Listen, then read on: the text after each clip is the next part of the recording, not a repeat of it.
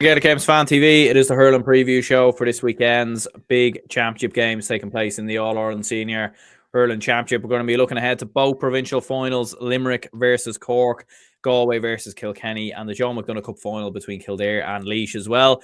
We will be touching on the 4 games in the Tailteann Cup a little bit later on in the show, as well as touching a little bit on the championship structure for 2026. I know that feels like an absolute mile away, but it was confirmed there during the week in terms of what the championship structure is going to look like for 2026, at least for Gaelic football. Anyways, joined by Matthew Hurley from the Gaelic Statsman podcast to preview and predict this weekend's hurling championship action. Obviously, Cork and Limerick being the one that most people will have their eyes fixated on come Saturday evening, but of course, Galway and Kilkenny poses to be an interesting Leinster final as well. And of course, Kildare versus Laois is a game with big parameters in the Joe McDonagh as well. Matthew, you all set for Saturday as a Cork man? Set as it can be, yeah. Thanks for having me on again, Aaron. But the ticket situation, they're all going through clubs at the moment. And unfortunately, the only club I'm kind of affiliated with is the Sarsfields hurling team, being part of the backroom team there. And there's tickets going left, right, and centre there. Even my home club down at West Cork as well, there's tickets going left, right, and centre. So there's no hope I'll probably get a ticket. I will probably watch it on a pub or TV or something like that, and that probably will be, better analysing the game, I suppose. But just not to be there, it's going to be it's when every other Cork fan is going to be there. I would imagine it's going to be very, very tough. In fairness, it's going to be it'll be interesting to see if Dan Casey's at the game as well. If he gets a few bites off Limerick fans, we'll see what happens on Saturday evening. But look, going into this game, Cork haven't been in good form at all. Limerick have been in an amazing form. It's sort of a game you're going into, and it's a bit it's a weird one, because I think Cork have performed poorly in this hurling championship, and we're still in the Munster final, one of the toughest provincial championships around, along with the Ulster Football Championship. So it's kind of a weird one to digest, because you look at the 4 games for Cork. We performed for one half against Clare. Against Tip, the game was over before it even started with Darren McCarthy red card. Against Limerick, we were completely blown out of it, and I'm sure Pat Ryan would have gone after that game, and he would have said that wasn't a good enough performance and we need to brush up on that. And against Waterford, I don't think the performance was good enough, but we got over the line. That was probably the main thing out of it. Pat has been saying the right things during the week. He's been saying that, look, Limerick are probably one of the favourites. The word cartless I seen online in the Examiner during the week, he's sick of the word, which to be fair, I think we're all sick of that word. I don't know who actually came up with the word cartless, but Pat Ryan is kind of sick of that. He just wants to get on with the game, which is actually fair enough. Mark Coleman was actually admitting during the week as well that the performance wasn't good enough against Limerick a few weeks ago. We need to go and hammer and tongs for this game and go hell for leather. It should be interesting. Should be an interesting matchup. I do think we'll be closer to Limerick than the group stage in the Munster, but we'll have to see about that. I do think Galway and Kilkenny is going to be an interesting game. Galway are going in surprisingly in very, very good form at this present moment in time. Kilkenny, it's hard to really judge. You look at their game so far. They perform well in some games. They perform badly in others. They've won every game at a canter as well. But then again, it is the Leinster Championship.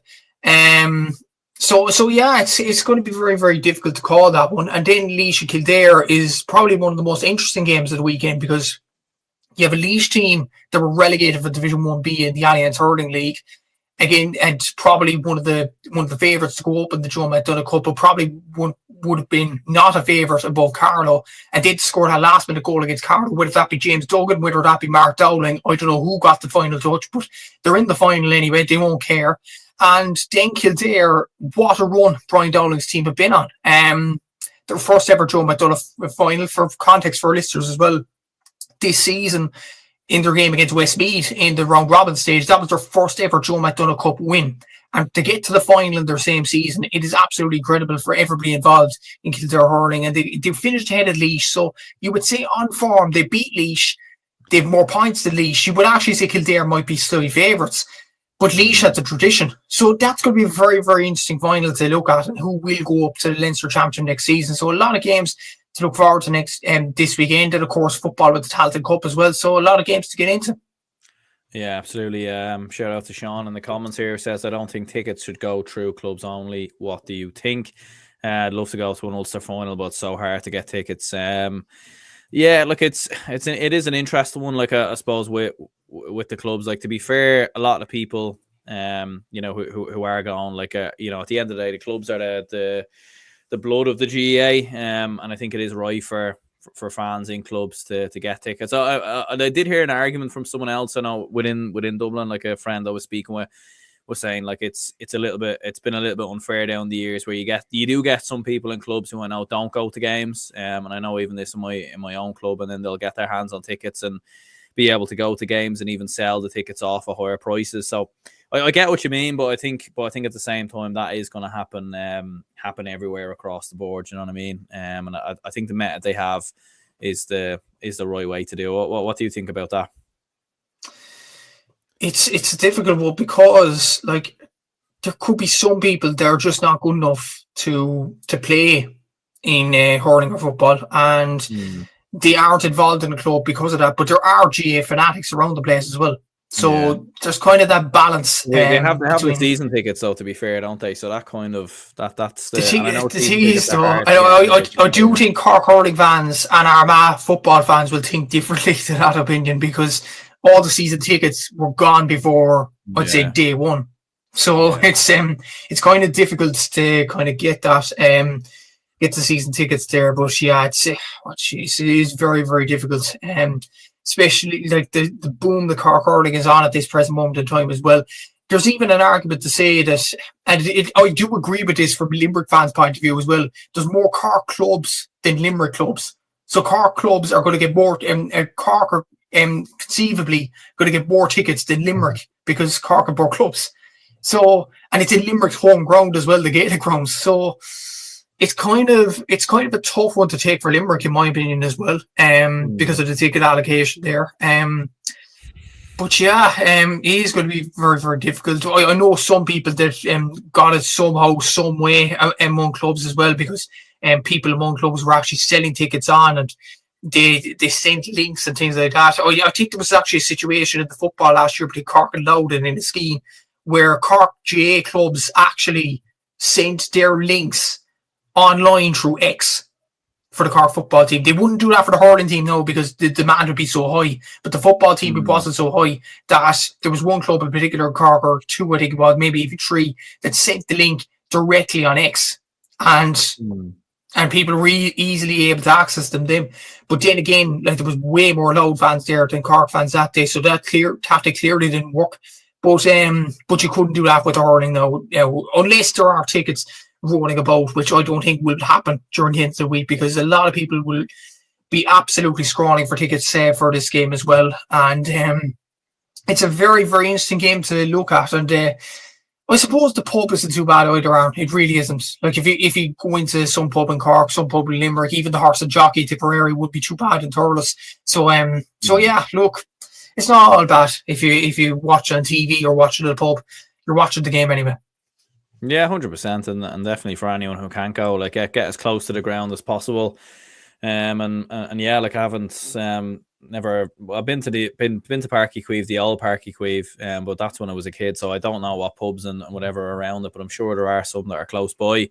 But anyway, cracking into the game, Limerick and Cork. I suppose like what's the feeling like amongst Cork supporters, maybe like leading up to the game? Is there nervousness? Is there excitement? Is there a feeling that you can stop Limerick's bid for 7 in a row in Munster, which sounds absolutely incredible and crazy, but not in terms of Cork potentially winning the game. What I mean is more the fact that Limerick could actually go and win 7 in a row. But yeah, what's the feeling like amongst Cork fans? Confident or how are we feeling?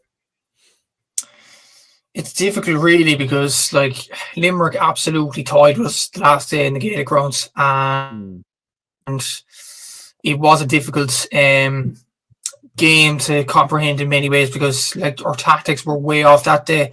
Like even people at the ground were saying actually Decky Dalton, who has been one of our standout players to be fair this year, and he is a doubt for this Saturday as well. he wasn't that fit in the Gaelic rounds, and to start him was a bit puzzling. Looking at his fitness there. Yeah, and even the game itself, as it went on, it was just Limerick grew more and more in confidence. And then Aaron Gallan strikes a goal within the first few minutes. Adam English then follows up later on in the first half as well. And it was poor from a Cork point of view, because like there was a lot of things that were badly wrong on the day. And Pat Ryan did admit it in the media as well. Like he did admit that maybe I have to take some responsibility as well. But actually, like, I hate to see that from Pat, because Pat has done some amazing things for Cork hurling. Let's not beat around the bush. He's done absolutely incredible things. It was just a bad day at the office for management and for players as well.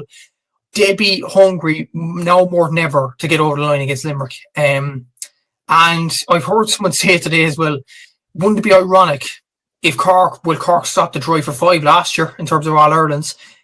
Imagine if they were to stop the sensational 7 in Munsters. The same team to do it. Like, it would be sensational. We'll see what happens this weekend. It should be a very interesting game, but a lot of things went wrong for Cork. A lot of things went right for Limerick. It did about 80% shot accuracy that day. Nicky Quaid was absolutely outstanding. And as well as that, on the last day in the Munster Championship against Clare, they could afford to rest players. Nicky Quaid wasn't playing.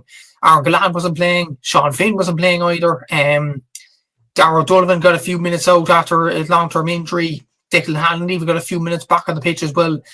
Like, it was all plain sailing, even though they lost the game. It was all plain sailing for Limerick. From a Cork point of view, they went into the Waterford game knowing if they messed up, they were out of the championship. And that was at the back of the players' minds as well. And as I said on Seamus' podcast as well, if Shane Bennett scores his second chance and puts it into the back of the net rather than the ball hitting the butt of the post, we could have been talking about a different story here. We could have been talking about Limerick and Tipperary Munster final. We could have been talking about Waterford in a prelim in the next few weeks. So that's the margins that I could all swing. And it was a difficult day, as I said, for Cork the last day. There will be a lot of people that would want Cork to perform a lot better than they did as well. And even look at the stats the last day. Limerick had a 74% shot accuracy, Cork 54%, puck outs, Cork 47% as well. Like, Limerick absolutely clean as a midfield. That can't happen on Saturday. If we are to get close to this Limerick team, like even Limerick themselves, 57% puck out retention rate, you could see when Nicky Quaid went back into the team after the league, he might have been a bit stiff, but you could see his colossal impact on the Limerick team, both in terms of commanding his defence and in terms of puck outs. Limerick are a completely different team with him on the pitch. And that's a major compliment, considering Nicky Quaid's a goalkeeper.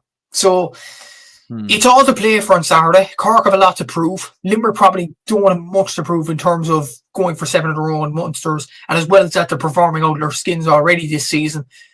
But they want to keep breaking records, and they want to sustain themselves as one of the greatest teams of all time. And this is another opportunity to do that. Yeah, like, I mean, would that performance from Cork versus Limerick and how dominant, because that win was for Limerick, I mean, would that be any, like how much of a concern do you think that could be maybe going into this game? Because it is interesting. I have seen, like, some people say, well, the game didn't really matter for Cork and everything else. Look, it didn't matter in the end, in the context of obviously how things kind of panned out with yourselves beating Waterford and everything else. You know, it could have mattered potentially had you have lost to Waterford. Look, it mattered for Limerick in the end, because if they hadn't won that game, I mean, look, maybe their performance versus Clare would have been different, and you know, they would have had something more significant to play for. But how much of an effect do you think that game could have on this game come Saturday? Potentially a big effect, considering the levels that the Cork hurling team have produced in the last few games. Like, shooting accuracy has been a big thing out of Pat Ryan's team, and they were shooting very, very well up until the Limerick game when they had 54%. They had 17 wides against Waterford in addition as well. The players, the management, they know as well that won't be good enough to beat Limerick. They have to get, like, and I've said this before, I'll say it again, like, it's ironic because Cork had a 77% shot accuracy in 2023 and still lost to Limerick and went out of the championship in the Gaelic rounds, coincidentally. But you have to get over 70% shot accuracy against Limerick to even come close to beat them, because they're just a super team. And that's a compliment to Limerick. They're absolutely outstanding. I think Cork need to up their intensity and that, up their shooting accuracy and things like that as well. But I think a big loss for Cork as well would be Jordan Millerick in the back line, because Jordan Millerick did start against Limerick, and you could see it was like, no pun intended, but it was like the Red Sea out there in terms of a Cork point of view. Like Limerick found gap after gap after gap, and it was just so easy to break through. But once Jordan Millerick came into the team against Waterford, there was much more togetherness in the defence, and he was absolutely outstanding. He was my man of the match the last day. For him to get an injury before the game on Saturday is a big loss for Cork.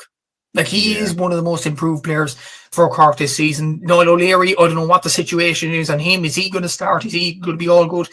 Probably a positive for Cork, Sean O'Donoghue's performances. He has been excelling this year, and it's a question of who Sean will go on, because like, he's gone on Aaron Gallan before, and Aaron Gallan has kind of ripped him asunder. So do you push Sean on, say, Shane O'Brien? I don't know who Limerick start in the other corner. Do they start Peter Casey? Do they start David Reedy? Does Sean go on him? But do they put Sean O'Donoghue on Gallan, considering Sean O'Donoghue's confidence that he's built this season? Rob Downey, if he does start, if he is fit, we can't have the same mistake as we did in the Gaelic grounds, leaving him to roam. We have to let him sit back. We can't let him roam like we did in the Gaelic grounds, because Limerick were just so efficient in terms of opening Cork up that day as well. Darragh Fitzgibbon, by his standards, was anonymous the last day. He needs to up his intensity and up his performance as well, because I think Darragh Noel said as well, he hasn't performed up to his highest standard this year. And maybe Saturday will be the game for him to show that he is up in standards. Seamus Hartney, it's a weird one. He did come on against Limerick and perform brilliantly. He was probably one of our better performing forwards, even coming on as a sub in that game. But then against Waterford, he had about 4 or 5 misses, and it wasn't his best game by his standards. So I think the only forwards to perform well on a consistent level for Cork, which is kind of a worry to be fair, is Patrick Horgan and Brian Hayes. And Limerick will target them two players to a T. And you look at Limerick, Aaron Gallan's performing well, Shane O'Brien's performing absolutely outstanding. Cian Lynch, that magician at centre forward, how do you stop him? I genuinely don't know. Honestly, Aaron, I'd say you have to man mark him. I don't know who goes on Cian Lynch. If it's Rob Downey, he has to stay back at him. He can't roam. I know he scored that goal in the All-Ireland final against Clare, but he can't roam. If he's going on Cian Lynch, he cannot roam. He has to stay on him, because he's going to do something absolutely extraordinary. Tom Morrissey, to be fair, has quietly gone under the radar. I think he's been quietly good for Limerick in the last few games. Garrett Haggerty hasn't performed to his utmost ability, but what Garrett Haggerty does do, and he has this serious ability, he has an ability to perform in finals. He performed against Clare in the Munster final last year. He's performed in countless All-Ireland finals as well. He's a guy to watch, even though he hasn't performed up to scratch this season. Adam English around the middle of the park has been absolutely outstanding, and has been up there with one of the best young players in this Limerick team along with Shane O'Brien. Kyle Hayes, absolutely sensational at centre-back as well. How do you stop his influence? And most importantly as well, how do you get past that brick wall of a Limerick defence? Because Dan Morrissey's performed well as well. Barry Nash at wing-back has performed absolutely incredibly. Sean Finn is back to his best this season. And that's not even mentioning Gerard Burns at wing-back. Like, Limerick have an abundance of talent, and Nicky Quaid in goal as well. They have an abundance of talent. It would take the majority of these Cork players to have extreme A days to beat this Limerick team, but it will also take a lot of these Limerick players to have off days. We'll see what happens on Saturday, but it's going to be very, very difficult to see. But I think the big worry is the shooting accuracies and stopping the Limerick forwards at source, including the likes of the Morrisseys, the Lynches, who have performed well, and Haggerty, who has the ability to burst into life at any time. Yeah, Sean says here you'd expect Cork to be better second time around. I feel that some of their players aren't performing up to the level of last year. Limerick still have a lot to prove in terms of losing to Cork twice last year. And Liam says if Cork allow Lynch and English to dictate the game the way they did the previous day, then they could be in bother. Yeah, that was one thing I noticed from in particular watching Cork in that game versus Limerick. They didn't seem to be able to do the things so well that they did versus Limerick. They didn't seem to get the same space, the same kind of running game on Limerick in terms of goal threats and going for goals and everything else. But in terms of this game, where do you think it will be won and lost, in your opinion? And what do you think will be the decisive factors that could swing it maybe either way? To be honest with you, I think it might be the puckouts. And this is the thing where Pat Collins, he did perform well in the puckouts up until the semi-final in the All-Ireland last year, and ultimately the All-Ireland final. We probably lost that game because of the puckouts. His puckouts weren't the best the last day against Limerick. And then against Waterford, he played a bit safe, even in the first half. I know there was a big win there in Páirc Uí Chaoimh, and he was playing it safe, he was playing it short, even at the disgruntlement of some of the Cork supporters in the ground that day. But he has to have his A game in terms of puckouts, Pat Collins, because you know Nicky Quaid is going to do it. You know he's going to have a big performance by hook or by crook, because his puckouts are nearly all on point.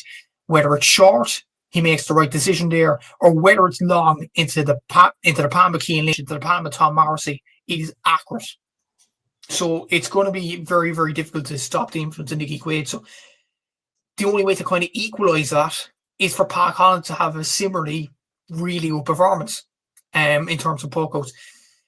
And I think we need to stop the Limerick forwards at source. Well, I think we kind of took them a bit too easily in the first game, because there was that commentary around Limerick. Up until that game, they scored 5 goals across the league and championship, and 3 of them came from Shane O'Brien. And I think, honestly, I do think the Cork defenders put too much of their attention on O'Brien that day. And then Galan starts waltzing in from the wing and fires it into the back of the net. Adam English will come in deep and firing shots at goal as well. Cork, now, you would think, would be more aware of that threat. All remains to be seen on this Saturday, though. But in a way, and this is kind of a weird kind of opinion in its own right, but I do think, as much as Cork got hammered the first day, they would have learned a lot. They would have learned that Limerick have a lot more threats at goals, especially than Shane O'Brien. They would have learned that Nicky Quaid's influence on the puckouts is absolutely brilliant. They would have learned that Kyle Hayes is a brick wall that's going to be very hard to get past, and you need something extra special to do so. They would have learned as well that Cian Lynch, you can't leave him unattended. Cork would have learned a lot the first day. And that is a positive in its own right as well. So, in that kind of sense, that's a positive for Cork that they are learning. Maybe a negative for Limerick that the game the last time was a bit too easy for them.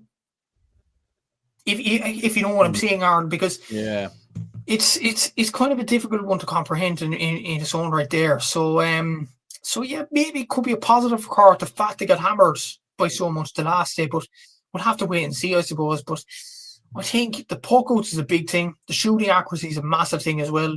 The middle third is massive. We'll see what happens on a Saturday, but I think in particular the puckouts, and in particular Pat Collins' puckouts, are going to decide which way this Munster final is going to go. Yeah, as Yul says here, go Cork.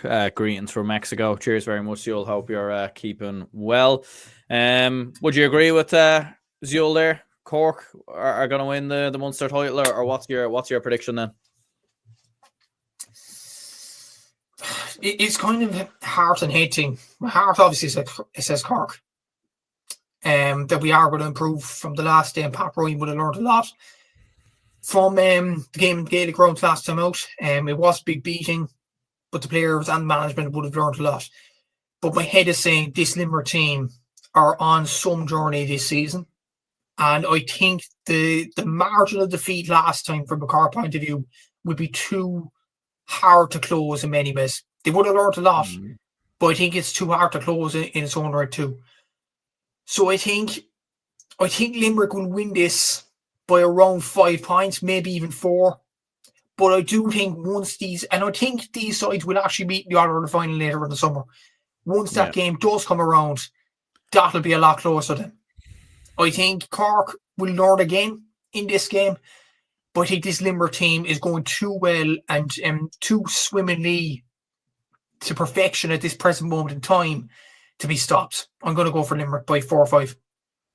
Yeah, I agree with you as well. Like I think Limerick will be far too strong, and the thing is as well is that, like, especially with this Limerick team, especially in Munster, like anything that's been thrown at them, they've always found an answer. They've always found a way to overcome it. And the level of performance that they played versus Cork, like the level that they went up on, with the likes of Cian Lynch, Tom Morrissey, Aaron Gillan, the influence of Adam English, Stephen O'Brien now in the side as well, the depth of options that they can bring off the bench. It just feels like it is too much. And I do agree with some of the comments as well. I think Cork, we haven't seen the same levels of performances yet from Cork that we saw last year. Now, whether that's Cork trying to wait until this specific weekend to actually peak and show their best. But I thought there was moments in the first half versus Clare where they looked unbelievable, but then in the second half they struggled. Against Tipperary, they were very, very good, and I think that was their best performance so far in the Munster Championship. Against Limerick, they were very, very flat. Against Waterford, I thought at times they were a little bit fortunate. So I don't think it's been the best version of Cork yet, but I do agree with you. It is the two best teams in the country, and we know the level that Cork can get to as well. We know the level that they can go to, and we know the extent that they can push this Limerick team as well. So look, it's going to be an absolutely cracking game, and I'm going to go for a Limerick win by 2 points. In terms of man of the match prediction, what would you be thinking? It's another hard one. It is here. I'm going to go with the obvious pick, Cian Lynch. The guy's magician. I'm going to go for him. Yeah, I'll probably go Aaron Gillan. I think it's an obvious one as well, but I think in terms of goals and the goal threat that he carries for Limerick, I think he'll be the man to do the damage. But do let us know your thoughts in the comments. Sean says here, given Cork's injuries, I'd say Limerick. Yeah, that's a fair point as well. Kilkenny versus Galway in the Leinster Hurling Championship. I don't know about you, but there does feel like with the Leinster Hurling Championship, it's and I'm not just saying this because Dublin aren't in it, but it does feel a little bit underwhelming, and it's nothing got to do with Kilkenny or Galway. It probably just is how the Leinster Hurling Championship is. It's Kilkenny, as you said, and there's been no real talk about Kilkenny at all this year because they've just done what they've done for the last, 5 or 6 years, which is just breeze their way through the Leinster Hurling Championship. Maybe some, usually they'd have one or two scares kind of along the way. They haven't had that at all in Leinster so far. But I suppose for Galway, though, like they have improved. And considering myself and yourself, and I know Liam, who was on the show as well, like we were all very critical of Galway earlier in the year. If they definitely have turned the corner under Micheál Donoghue, what kind of chance do you give them against Kilkenny? I mean, Kilkenny are going for 6 in a row, is it, in Leinster? So what chance do you give Galway at maybe stopping that on Sunday? I've apologised to the Galway fans because I do think Galway have actually genuinely turned a corner this season. And I'll give them a massive chance this weekend. Because you don't know what to expect with Kilkenny, because it's kind of like Kilkenny haven't been tested as of yet in Leinster. Because that Galway team the first day out just were kind of shell-shocked in Nolan Park. And things started to go wrong that day. But ever since that showing, Galway have been... They were poor enough against Offaly, but they got over the line that day in Tullamore. They won't care about any performances. But against Wexford, they were very, very comfortable. Against Dublin, their shooting accuracy was well on point. And against Antrim, they were clinical. Absolutely. Yeah, Antrim were poor. That's another discussion for another day. But they were absolutely clinical that day. So I'd be very positive about Galway this year. I think Cathal Mannion is having the form of his life. I think Conor Whelan, in his own right, you'd expect Conor Whelan at this stage of the season to be one of the top scorers to play. In reality, it's Cian O'Sullivan from Dublin, by the way. But Conor Whelan is providing another service, not as a typical corner forward. He's going back into around the middle third role, and he's kind of helping the team a lot more. But even in the Dublin game, I think he converted about 3 points out of 4 attempts or something like that. I'll have to double check that though. But he was absolutely exceptional that day. Tom Monaghan didn't have his best day against Dublin in terms of shooting accuracy, but he has another gear to go up on. He is another he's another guy that has the capability to fire. Brian Kilcannon, 5 points the last day. He's really hitting his stride. Anthony Burns on farm for Loughrea in the club championship, and he's really staked his claim in the Galway team. Declan McLaughlin came on and got a goal against Antrim as well. He's another young player that's come in around the panel. Keenan Fahy is doing absolutely brilliant as well. So Galway have a lot of match winners there. So it could be very, very interesting to see that kind of elements. I'm looking at the Galway shooting accuracy there from the game against Dublin, 67%, 43 attempts, 29 converted, only 10 wides compared to Dublin's 50%. That's what won them the game in Parnell Park. And they were absolutely, except 29 points to score against a team that would be considered a bogey team in Parnell Park. Galway shut up a lot of doubters that day, and they were absolutely brilliant in terms of shooting accuracy and everything like that as well. And even look at some of the players and their shooting accuracies. Carl Mannion had 9 shots that day, only missed 1. Brian Kilcannon, 6 shots that day, missed 1. Tom Monaghan's the only outlier. He probably had a bit of an off day, but the rest of the team then, Conor Whelan, he had 5 shots, converted 3. David Burke, 4 shots, converted 3 as well. And he was a guy that actually got sent off against Dublin last season as well. And he had an absolutely incredible game against Dublin and Parnell Park. Keena Fahy, as I mentioned there, Anthony Burns, Sean Lennon, TJ Brennan was a colossal figure from the wing back role as well. Conor Cooney off the bench. They do have options as well, Galway. So I give them a massive chance this weekend. And there's the added bonus as well. Galway haven't won a Leinster Championship since 2018. 7 years. That's a long time. Coincidentally, with Micheál Dunn, who was actually last in charge of Galway. I do give Galway a lot of hope here. I give them a big chance this weekend. Kilkenny, as I said, it's very, very hard to judge them. I know TJ Reid is banging in the goals right now, and that is a positive for them. Is Owen Coley's fitness going to be up to standard because he hasn't played the last few games? I'm not sure. Mossy Keown will be a big player for them. He scored a lot for play already this year at League of Championship. Billy Ryan was well on form against Dublin in the last competitive game really that they had. I know they played Wexford in the last game, but that game was a dead rubber. Kilkenny knew they were going to finish first, so you can't really judge them on that. Will be very interested to see this Kilkenny, because Kilkenny were kind of in a similar situation last year against Dublin, and they blew them out of the water in the first half. So it'll be interesting to see what kind of Kilkenny will turn up, and it'll be interesting to see can Galway continue their promising form so far this season. Yeah, like I've said before, like that Leinster final last year it was like the equivalent of Dublin versus Kerry in 2009. Like there was a lot of hype about the Dublin hurlers going in there last year, because of the fact that we nearly beat Kilkenny and Leinster. Kilkenny had looked very vulnerable throughout Leinster. They had the draw with Carlow, but they just came out and blew us out of the water. John Donnelly was phenomenal that day. Adrian Mullen as well. TJ Reid, like they had a phenomenal performance, and that is the thing about this Kilkenny side. They're not the Kilkenny of even 7-8 years ago, and obviously not the Kilkenny team of 10 years ago. But they have significantly dropped off over the last couple of years. But they still have big game players, and they still have players who can turn up and do it in these type of games. And when they go in Croke Park, it's like that aura of heritage around Kilkenny hurling where they all step up and they produce a big performance.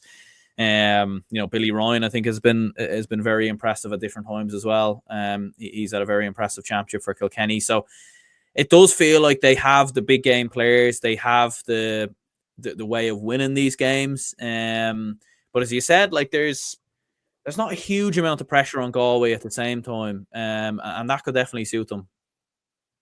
It could do, yeah. And going on for your point about Billy Ryan, he's had an exceptional year. But I think the guy to really focus on is Mossy Keown right now. He was a top scorer for play in Division 1A this year in the Alliance League. He's currently the joint second top scorer from play in the championship, but he's only 1 point off Cian O'Sullivan of Dublin. He's level with Lee Chin, and Lee Chin is obviously out of the championship, so he will get higher. This weekend, if he does get 2 points, he's the top scorer from play in the championship, full stop. So he's had a really impressive year. And I think the key for Galway is to stop his influence. He's got 4-7 in the championship from play. I think you need to stop his influence in getting goals for the team. And TJ Reid as well, because TJ Reid has actually scored 4 goals from play in this year's championship as well. I think 2 goals came against Offaly in Nolan Park, and he looked absolutely on fire. And that's a credit to TJ Reid as well, because you would have expected them to pack it in at this stage, but he's still going. Like age doesn't seem to be affecting him at this present moment of time whatsoever. And a lot of pressure would be on Fintan Burke at fullback for Galway. I know he does like to roam a small bit, but a lot of pressure would be on him in the defensive line. As well, Gavin Lee, I have to mention from Galway point of view, he's fitted into centre back seamlessly this year. He's been absolutely exceptional. I think he has been around the Galway panel over the last few years, but in terms of finding a concrete position, he's been a real find at the number 6 role. He's been absolutely outstanding. I think, as I mentioned before, TJ Brennan at number 7 as well. Galway seem to have a settled core of players, which is what I like about this championship. I know this is a Praise Galway podcast. This is present moment in time right now. But David Burke is performing well. TJ Brennan, Keenan Fahy, Gavin Lee, Cathal Mannion, Brian Concannon, Conor Whelan, Anthony Burns. They're all performing really, really well at this present moment in time. Tom Monaghan. They're all performing really well. Even John Fleming at times, like against Kilkenny the first day out, a lot of people are saying without John Fleming and without Cathal Mannion, Galway would have been nowhere in that Kilkenny game. So that's a credit to him as well. And Micheál Donoghue, you have to give him a lot of credit because he's building a panel there. It seemed a bit ropey at times for Galway. They got a hammering off Cork. They got a hammering off Tipperary in the league as well. They got a hammering off Kilkenny in the championship. And normally Galway teams would fold after those sorts of results. But Micheál Donoghue has got back to the drawing board with these players. He's improved them individually. And I think he's done absolutely brilliant in terms of his management, his man management in terms of the Galway team this season. But then again, this game is so unpredictable because you don't know what Kilkenny's going to turn up. Are they going to fire a few goals in the first few minutes and the game will be over just like that? Or are Galway going to really put it up to them in Croke Park and provide them a tense finale like they did in 23? I remember that game where Killian Buckley broke Galway hearts. Like, Galway should have won that day. As weird as that sounds, as bad as Galway has been over the last few years, Galway should have won that day. And if it wasn't for a bit of, I would say, not really common sense around the back line, just playing it around the back line at that present moment of time, and then Killian Buckley just picks it up at the edge of the D and bangs it into the back of the net. Like, if Galway just cleared their lines that day, they would be Leinster champions in 23. I think for Galway's sake, if they're in that position, they cannot be playing around the back like that again. Clear it up the field. And I'm sure that's a simple thing from a Galway point of view, but Galway can't afford to make those same mistakes again. But I don't think they're making those mistakes on Micheál Donoghue this time around, which makes this game a lot more interesting than, let's just say, many Galway Kilkenny games down through the years. Yeah, absolutely. It is kind of wide open, and I will be very curious to see kind of how it goes. Sean had a comment here: the Leinster hurling final defo shouldn't be into Croke Park, especially because of the lack of demand. It's interesting. There was 24,000 at the Leinster final 2 years ago between Kilkenny and Galway. Now maybe with Kildare Laois being in the John McDonagh Cup final, that might kind of bring the numbers up, but we'll obviously have to wait and see. It's probably not at the stage to take it out of Croke Park. Yeah, I do agree though as well. I think Croke Park in kind of half empty stadium, if there is only 25k there, would be a little bit disappointed. But look, we'll wait and see what kind of happens there. Sean says I would expect a competitive game with Kilkenny edging it. Aidan says put Kilkenny into Munster and see how it goes. It is an interesting point, to be fair. Acer says neither Kilkenny or Galway will fancy playing Tipperary in the quarterfinals. That is true. So what are you thinking then, prediction-wise? Just on that comment from Acers there, Galway did beat Tipperary in 23 when no one expected them to. Galway seem to always nearly have an upper hand on Tipperary when it comes to this, and it's down to Tip's attitude, but that's probably for another day's discussion there. You know what, Aaron? I've backed against Galway so many times this season. I've just been so impressed with them this season. I'm going to go for them this time. I'm going to go for Galway to win this by 2 or 3. Galway Leinster champions.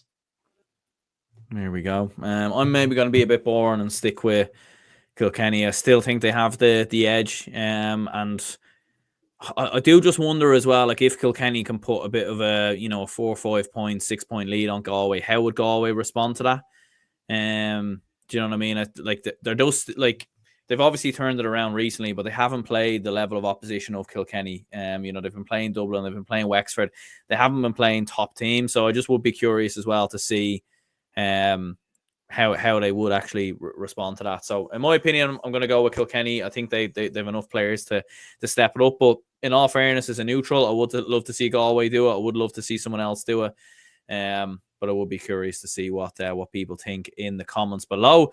Laois versus Kildare in the Joe McDonagh Cup final. Massive game, obviously, for both of these two. For Kildare, it's a chance at playing in the Leinster Senior Hurling Championship. For the first time since the round robin anyway. Maybe they may have played in the Leinster Hurling Championship many years ago at senior level. I'm not entirely sure, but certainly in the round robin era anyway, it'll be their first time if they do come through this game. But maybe in a similar way to speaking about Kilkenny, Laois are a side that are also familiar with being in the John McDonagh Cup final. I think no other county has been in the John McDonagh Cup final more than them.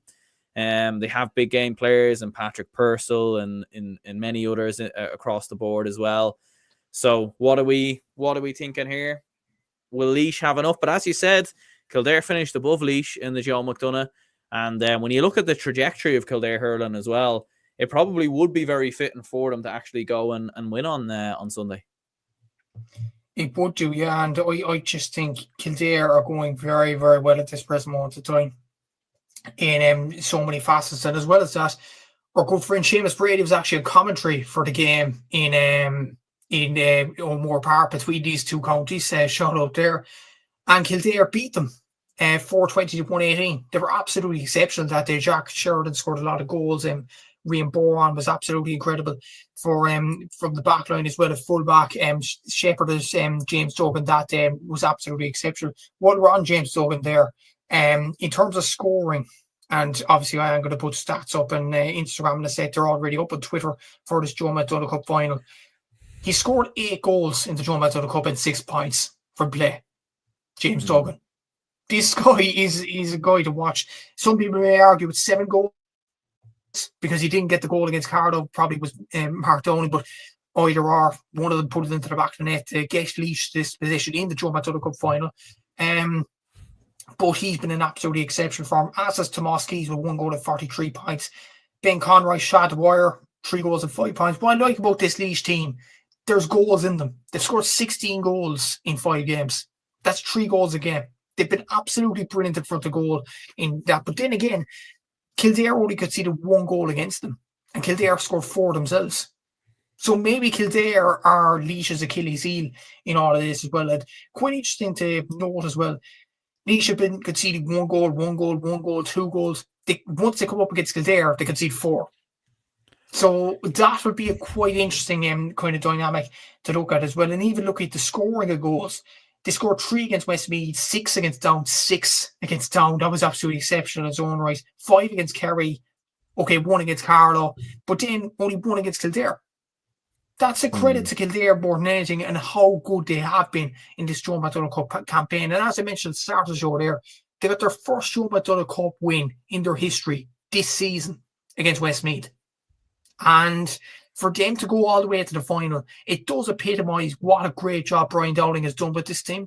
Because Brian Dowling came in with a good pedigree, to be fair, and winning all Ireland titles in senior camogie level with Kilkenny, winning 2 in particular as well, and built a very good team with Kilkenny.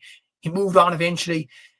A lot of people question, can he make the transition from the camogie manager, a great camogie manager at that, into a really good hurling manager? And he's definitely proved some of the doubters wrong in this. He's been absolutely brilliant with these Kildare players, and they've put hurling on the map.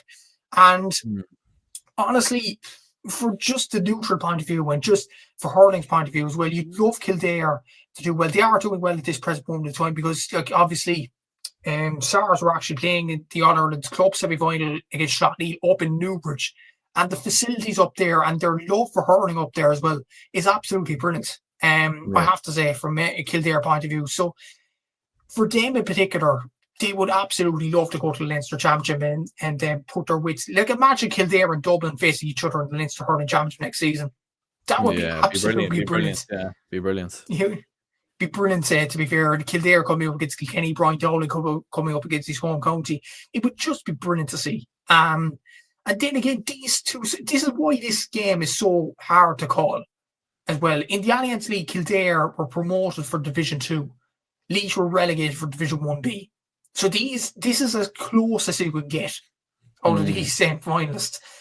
Carlow, I think differently. Carlow might have thought we were the best team in it, and they conceded a last-minute, absolutely extraordinary last-minute goal against Laois, and they probably would argue they should be in the final this weekend against Kildare, but for that moment.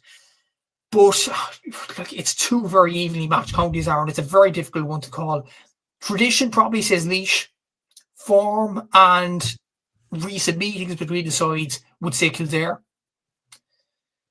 It's honestly, it's a very, very difficult game to call. I think the romance is in the air, Aaron. I think Kildare might just edge it.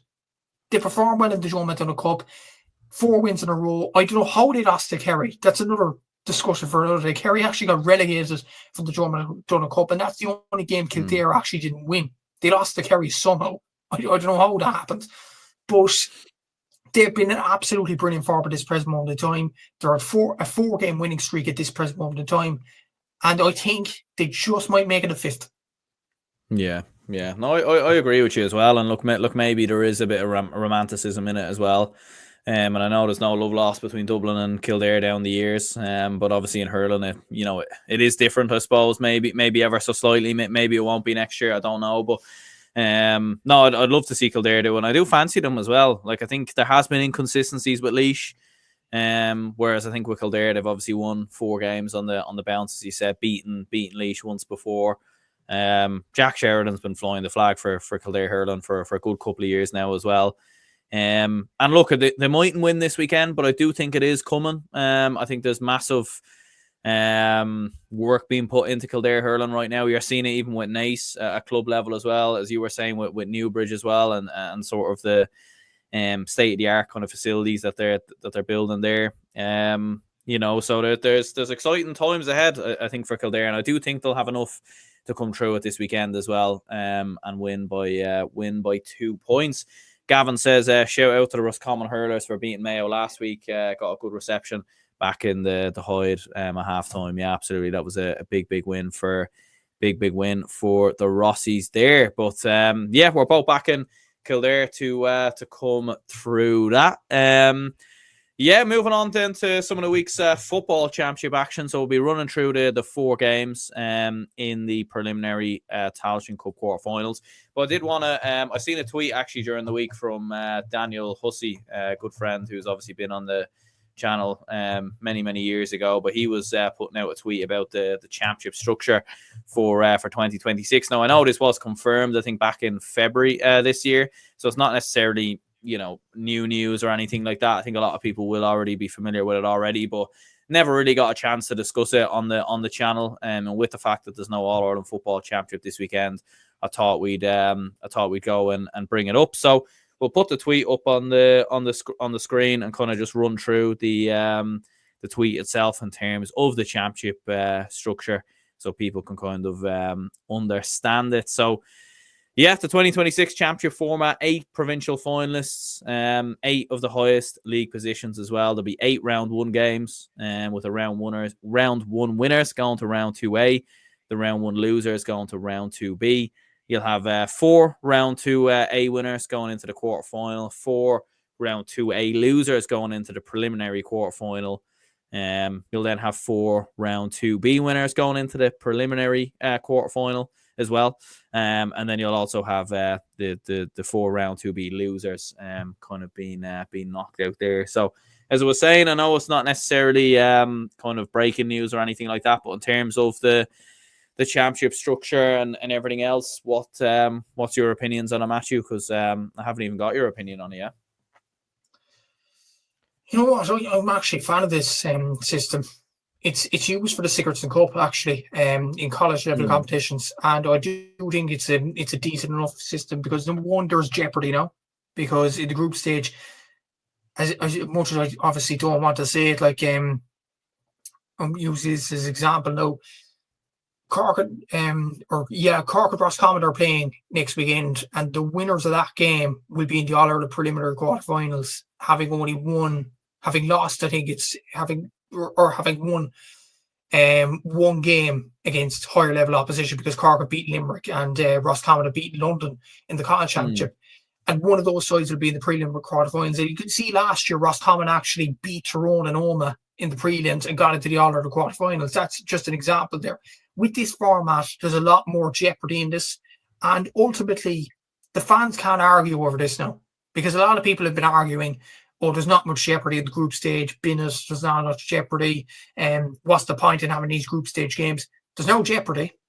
That system has jeopardy in it. So I think it's a brilliant system, in all honesty, because what this gives you, it gives you the provincial championships the same. So you're guaranteed 3 games at least, which is still decent. Under the current system at this present moment of time, you're guaranteed 4 games, which I would say, like, guaranteed 4 games, guaranteed 3 games, not much of a difference. So when you look at it in that kind of sphere, there's not much of a complaint there. In terms of this system, I think it's a brilliant system. I do think so, but I don't know how they're going to seed the provincial winners, provincial finalists, and things like that. I'm not sure how they're going to do it, but I can imagine the best way in doing it is having the provincial winners as the top 4 seeds, and then the lower 4 league position seeds will play the 4 provincial winners to make it fair, and then the other. I think that's probably the way they'll go about, or there's going to be a randomised draw. I don't know how the GA are going to do that. I think another fair way as well, don't seed it by provincial championship, seed it by league standings, seed it by league position. So the 8 Division 1 sides will be in seed 1, and then the 8 sides following after that will be in seed 2. I think that's probably a fair way to go about things, because you'll avoid a tie, let's just say, of Clare against Cavan in round 1. That's what you'd avoid, in all honesty, and you would get some tasty ties in that round as well. And round 2B, it's last chance to lose. Like, if you lose that game, you're out of the championship. I do think genuinely it is a very, very good thing for the GA that they are having this. There's more jeopardy, there's more good games out there. There'll be a lot more interest in the football championship. Consider the new rules has brought a lot more interest in the football championship this year. This new system will increase the excitement levels even more. So I think it's a good system, personally. Yeah, no, I agree with you as well. I'd be much more in favour of that kind of system than the group stages. I think the group stages have, like, what I would say is, I think the group stages have actually been very good this year. And by nature maybe of how the group draws have been made, with the fact that you have a group of death, but you have 4 teams there that probably aren't, like, there isn't too much in the difference. Even you look at the group at Louth, Monaghan, Clare and Down, there's not much between a lot of those counties as well. There's a lot of similarities between some of those counties in terms of the level that they're at. So I think that's why maybe with the draw it's made the groups a lot more competitive. But I do agree as well. Like, I think what we want is a bit more jeopardy. I think the fact that you could have a scenario potentially, not this weekend, but next weekend, where Derry could lose potentially against Dublin, and Galway could lose, but yeah, Derry will go through, which I think is a little bit madder, or maybe Galway go through there. I'm not entirely sure. Go down to score difference. But the fact that you could have one team going through there with just a point after 3 games, is a little bit bizarre. And obviously we've seen it in previous years as well, where one team is drawn, and then that's been enough to obviously put them through as the 3rd place team. So there is far more jeopardy. I think that's what we want. I think the best of Gaelic football is when it's knockout. And although this isn't, it's not like you lose and you're entirely gone, you will have another chance. But I do agree with you as well. I like this format, and I think it could work really well. Maybe in terms of the provincial winners and provincial finalists, like, maybe what I'd like to see is, say for example, with the provincial winner that has the highest ranking in the league, maybe faces the team with the lowest ranking in the league, who weren't obviously in a provincial winner or provincial runner up. Maybe that's something they could look at, or they could, as you said, just do a draw maybe as well. But it will be interesting to see the kind of the permutations of it, obviously, when it gets closer. Yeah, exactly. And you need to give this kind of football championship time as well. I know Ciara Begidi has said this in the league, during the league as well, that it's ridiculous that they are changing the system over and over again, because it is a nightmare for Yeah. inter-county managers at the same time. And I do get that sympathy as well, or empathise with the county managers because of that as well. But ultimately, there is going to be more jeopardy. There's going to be more good games as well. There's a lot more on the line. I ultimately think it's a very good system for Gaelic games as well. And there's less games, so there's less excuses for managers in its own right as well. Because a lot of managers have come out and said, we're playing 2 weeks in a row. We have a gap of 5 weeks. We have a gap of, some counties have a gap of 7 weeks. And some people say, oh, we have games too far apart. We have games too close together. Under this new system, there'd be no complaints in that. Yeah. You would have a game 1 week, a game the next week, or whatever, depending on your seeding in the championship and how far you've gone as well. And there'll be less cramming. There'll be less cramming as well, which is a good thing to see. And you could honestly as well, you could push the provincial championships even deeper into end of April or May now, because there's going to be less games in the championship, because like at the All Ireland Championship nowadays, or under this new system, you could have potentially 4 games before you reach the All Ireland final, which is actually a decent thing for the calendar to give time to breathe as well. So ultimately, for all parties, other than too much of a change for managers in particular, I think it's a good thing. Yeah, Gavin says here, I felt the Super 8s had dead rubbers, but feel like the current setup has pointless games. This feels like a middle ground. Yeah, no, I do agree with that as well. And yeah, look, obviously when it gets closer to it, we'll kind of know a bit more the permutations and everything else. But looking at the weekend's game, so there are 4 games in the Tailteann Cup in the preliminary quarter final. So I suppose maybe the big one that stands out, Westmeath versus Laois, 2 sides who are kind of being put together as contenders potentially to win this competition, but here they are in the preliminary round draw. Laois were finalists last year. Westmeath won this competition a couple of years ago as well. I suppose Laois in here on the back of that big win versus Offaly. Westmeath on the back of the defeat versus Limerick. What are we thinking for this one? Westmeath are probably going in as big favourites for this one. And I did say at the end of the league campaign, I did say after the Cork game against Limerick that Limerick are a decent team, and Limerick proved to be a decent side in beating Westmeath. And like Westmeath are still a decent side, but that just proves Limerick are definitely up there with one of the favourites to win the Tailteann Cup. On this game, it's a derby. It's a local rivalry. It's a local Midlands rivalry between these counties. Both sides don't particularly like each other, which makes it even more tastier. And it's knockout, which is great.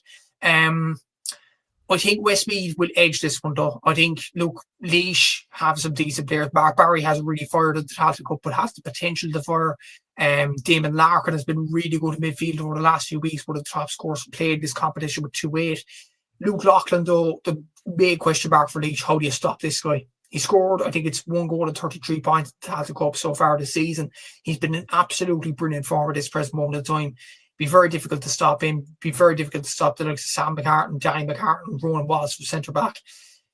I'm going to say Westmeath will win this game. They're one of the favourites to win the Tailteann Cup. I think last week just proved that Limerick are a decent side rather than Westmeath kind of backtracking. I think Westmeath will win this one by about 4 or 5 points. Yeah. I actually fancy Laois, in all honesty, after beating Offaly, coming in with a bit of momentum. I actually fancy them to maybe cause a bit of an upset this week. Offaly versus New York. Obviously, it's always hard to judge New York. They did play very well against Galway, it must be said. A couple of months ago. But in terms of Offaly, you probably fancy them here. Yeah, you probably fancy Offaly considering their league form, considering some of their championship performances as well. I know they lost to Laois, but only lost by 2 points. There was a grain of rice, obviously, as the great Paddy O'Shea would say. New York, it's very, very hard to judge them. I think genuinely they will put up a big test to Offaly like they did against Laois last season. But I think the same old story will have the same ending. I think Offaly will win this game eventually. They won't hammer New York because New York will put in a lot of effort into this one, because one of the biggest games of the year, or the biggest game of the year for those group of players. But I'm going to go for Offaly to win this one by about 4 or 5 again. Yeah, I think Offaly should be far too strong there as well. Sligo versus Carlow. Sligo will be coming in as favourites, it must be said. Carlow obviously had some big results in the Tailteann Cup this year as well. In terms of the win versus Fermanagh, they obviously lost their last game versus Longford, which was a bit of a surprise. But I suppose for Sligo football, you'd expect them to do enough.